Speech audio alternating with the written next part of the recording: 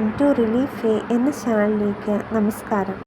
വിദ്യാർത്ഥികൾക്ക് പഠനത്തിന് ഏറ്റവും അനുയോജ്യമായ സമയം എന്ന് പറയുന്നത് ബ്രഹ്മമുഹൂർത്തമാണെന്നാണ് പണ്ട് മുതൽക്കേ പറഞ്ഞു കേട്ടിട്ടുള്ളത്. സൂര്യൻ ഉദിക്കുന്നതിന് 48 മിനിറ്റ് 3 മണിക്കൂർ മുമ്പായിട്ടാണ് ഈ ബ്രഹ്മമുഹൂർത്തം ആരംഭിക്കുന്നത്. ഈ മുഹൂർത്തം ബ്രഹ്മാവിൻ്റെ നാമത്തിൽ അറിയപ്പെടുന്നതുകൊണ്ട് അദ്ദേഹത്തിൻ്റെ ധർമ്മപത്നിയായ സരസ്വതി ദേവി ഈ സമയത്ത് ഉണർന്ന് പ്രവർത്തിക്കുമെന്നാണ് പറയുന്നത്. ഈ യാമത്തെ സരസ്വതി യാമമെന്നും അറിയപ്പെടുന്നുണ്ട്. നമ്മുടെ ശിരസിൻ്റെ ഇടതുവശത്തായിട്ടാണ് വിദ്യാഗ്രന്ഥി പ്രവർത്തിക്കുന്നത്. ഈ വിദ്യാഗ്രന്ഥിയാണ് വിദ്യയ്ക്ക് ഗുണകരമാകുന്നതും.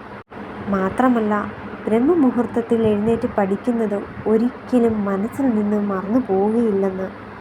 അതുകൊണ്ട് ബ്രഹ്മമുഹൂർത്തമാണ് കുട്ടികൾക്ക് ഏറ്റവും കൂടുതൽ പഠനത്തിന് അനുയോജ്യമായ സമയം. ഈ വീഡിയോ എല്ലാവർക്കും ഇഷ്ടമായാൽ സബ്സ്ക്രൈബ് ചെയ്യാനും ഷെയർ ചെയ്യാനും മറക്കരുത്. എന്നെ ഇതുവരെ സപ്പോർട്ട് ചെയ്ത എല്ലാവർക്കും ഒരുപാട് നന്ദി.